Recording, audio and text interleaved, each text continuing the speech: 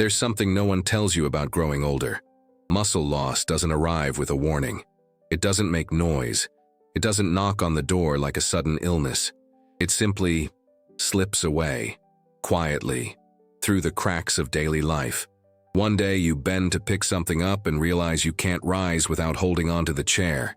Another day, the stairs feel longer, heavier, more uncertain. And the worst part? It doesn't always hurt. It just happens. As if time were slowly untying the knots that once held you firm and upright. Dr. Shigeaki Hinohara, the Japanese physician who lived past 100, once said something that stays with me. When you stop using a muscle, you don't lose it overnight. You lend it to time, and time rarely gives it back. There is truth in that.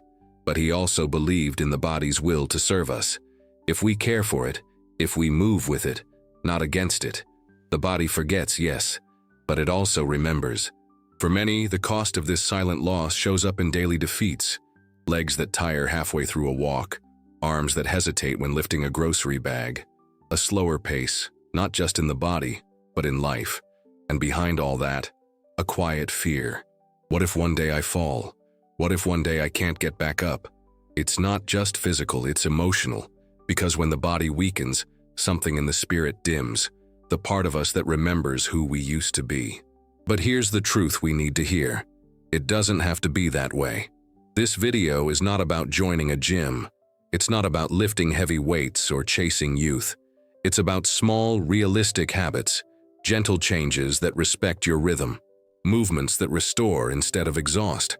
It's about staying strong enough to tie your own shoes, to tend to your garden, to walk without fear, even if just a few steps at a time. Dr. Mark Hyman calls age-related muscle loss the hidden epidemic of aging. Not because it's rare, but because we talk so little about it. Yet it's one of the clearest predictors of losing independence, of not being able to live on your own. But it's not irreversible. That's the good news. It's not too late. Not if we listen now. Everything we'll talk about today is grounded in lived experience and supported by science. Simple actions. A shift in your morning. A new way to walk. A meal that feeds not just the stomach, but your strength. These are not cures. They're reminders. Reminders that your body, even now, it wants to live. It wants to carry you. It just needs the right signals. So let's begin. Gently. Honestly. Hopefully. Let's talk about the little things that make a big difference.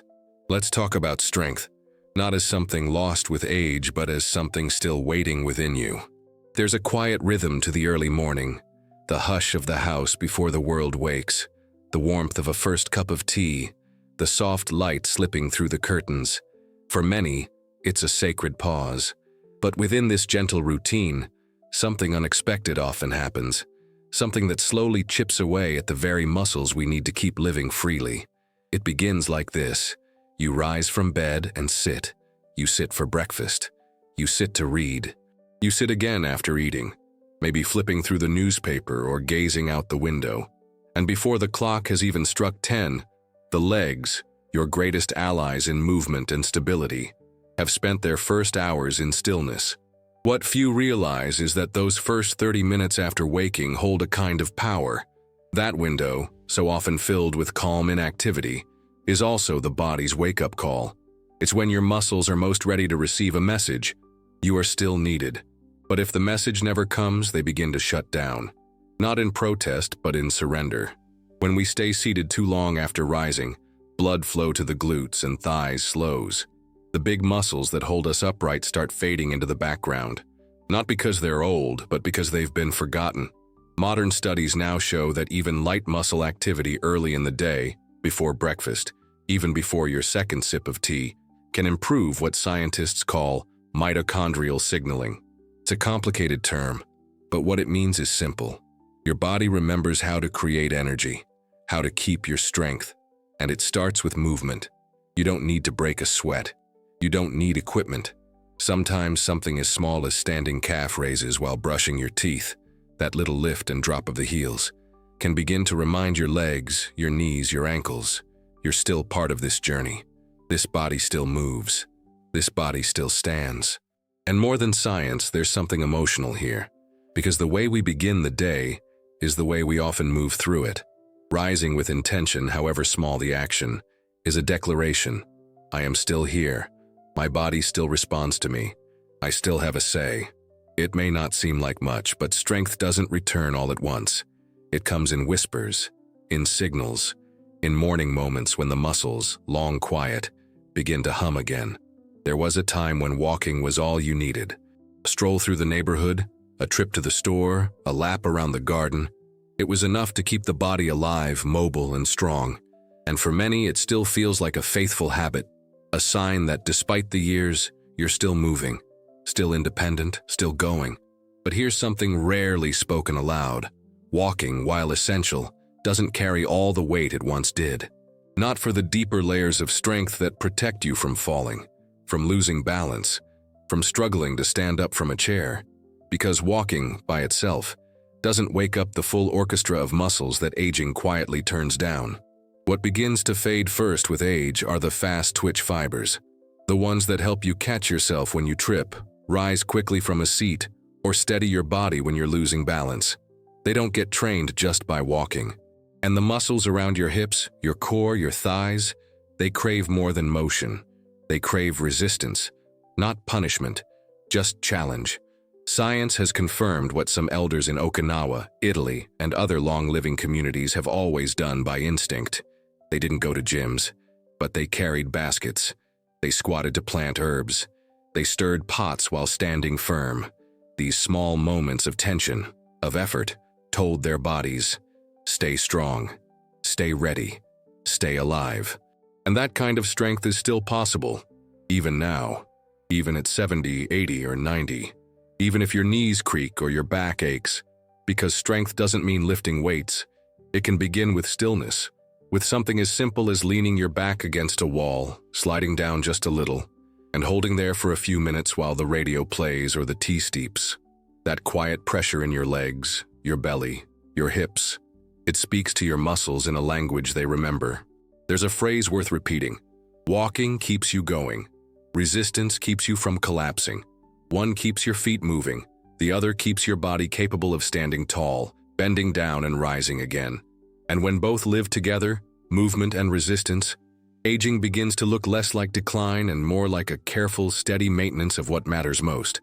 Because in the end, the goal is not speed, not distance, but staying upright, staying able, staying you. There's something deeply familiar about the way many of us eat as we age. A small breakfast, perhaps just toast and tea. A light lunch, not always with much appetite. And then, finally, a fuller dinner, often when the day is winding down, when hunger has finally gathered enough strength to speak up. It feels natural. It feels gentle.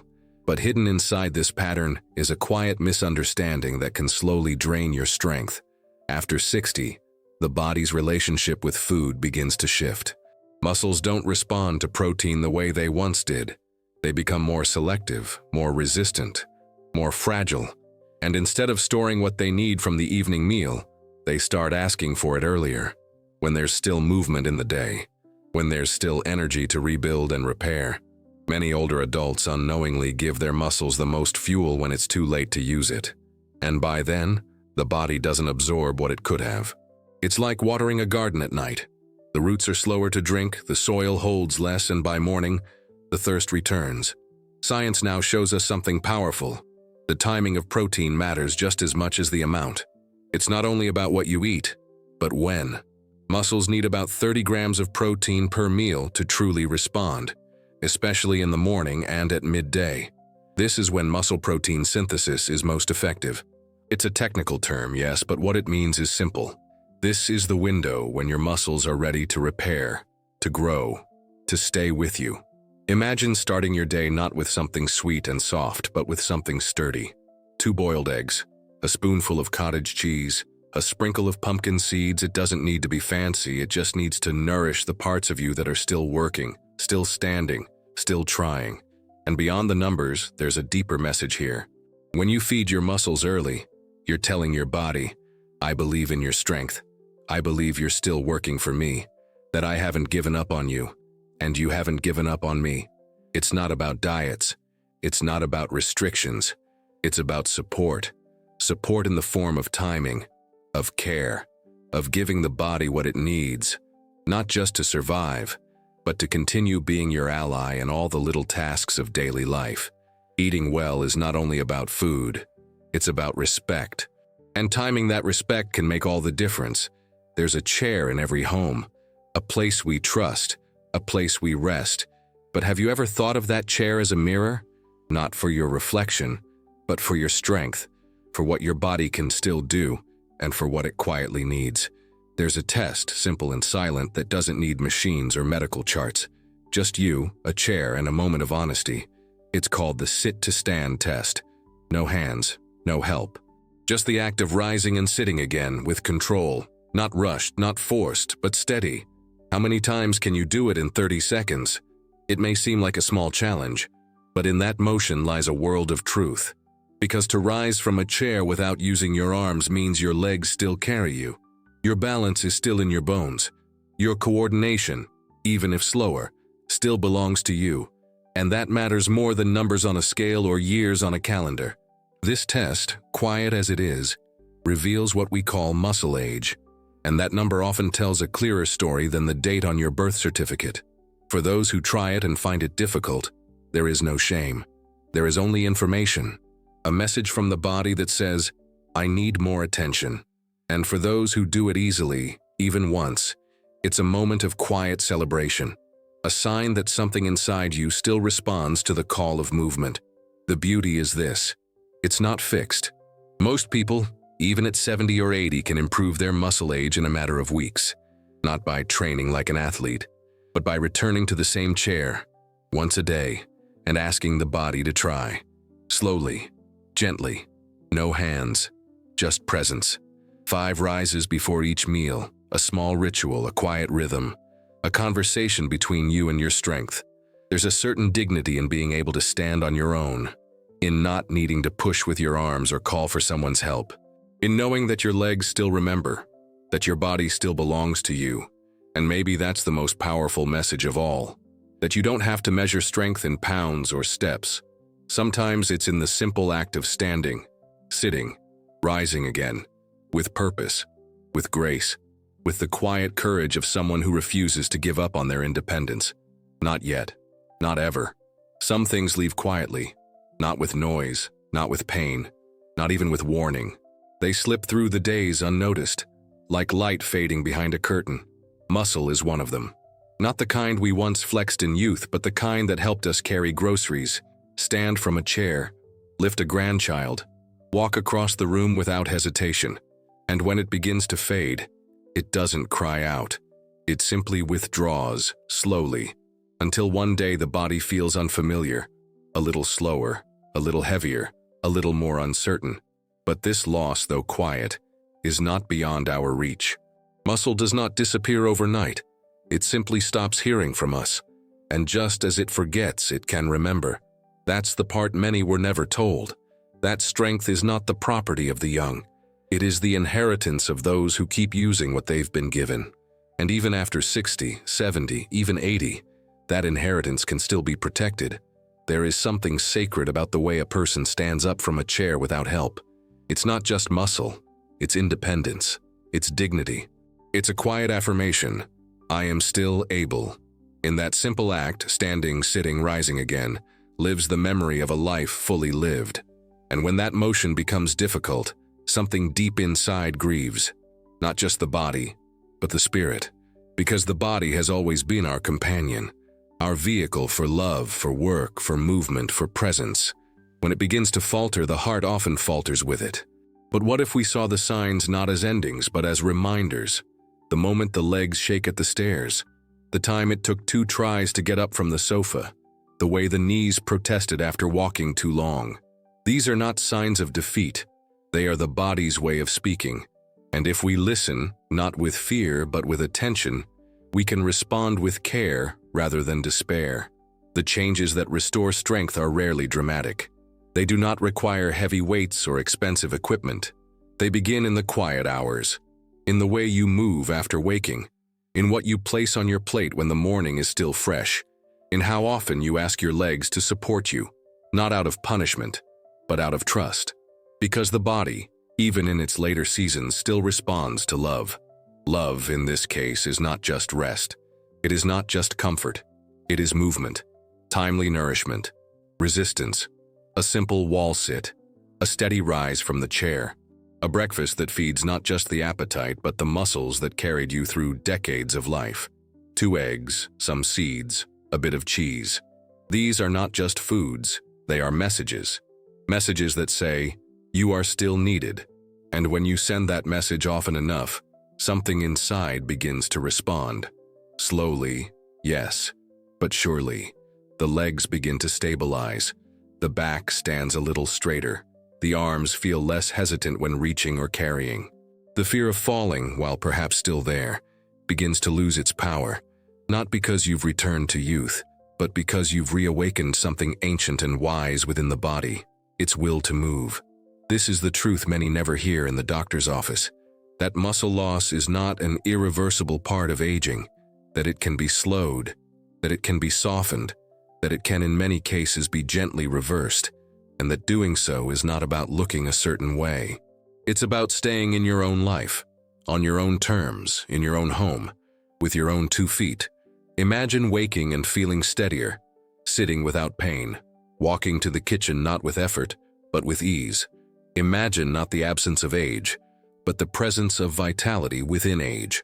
That is what strength can give you, not the illusion of being young, but the reality of being capable. Dr. Mark Hyman said something that resonates deeply. Muscle is the currency of aging. And like any currency, you can spend it. You can save it, you can invest it. You don't need to have a fortune, only enough to carry you where you wish to go. And that, truly, is the gift we're trying to protect. Not perfection, not performance, but the simple, quiet ability to keep living with autonomy. Dr. Shigeaki Hinohara reminded us that movement is not a task.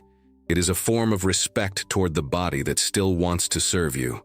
That sentence carries something more than wisdom. It carries love, because the body does want to serve, even after illness, even after grief, even after the hard years.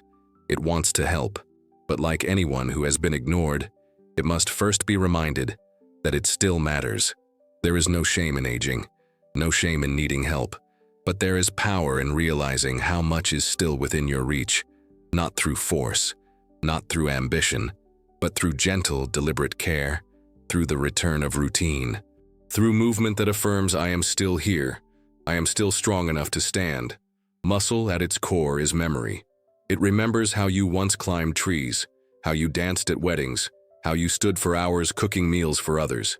It remembers joy, labor, love, and presence. And though it may grow quiet with time, it does not forget. If you give it even a whisper of attention, it will begin to answer. And so, as the day unfolds and the body creaks a little louder than before, remember this: strength is not lost. It is only waiting, waiting to be called, waiting to be used, waiting to carry you, not backward, not forward, but fully into the life you are still meant to live.